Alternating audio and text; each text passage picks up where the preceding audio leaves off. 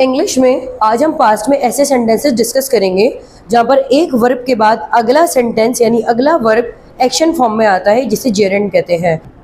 आई stopped working, stop work की second form है, जिसका मतलब होता है रोकना, वर्किंग काम करना। तो अब रूल है पास्ट की वजह से ये पहली फॉर्म जो है वो वर्ब की सेकंड फॉर्म हो गई, और वर्किंग यहाँ पर एज ए जेरेंड आई है, यानी as a noun. I stopped working, मैंने काम करना बंद कर दिया।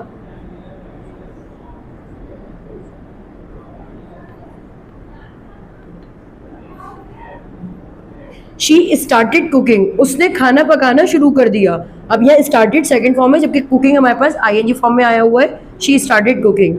दे प्रेफर्ड सेलेक्टिंग, सेलेक्टिंग कहते हैं चूज करना यानी इंतखाब करना।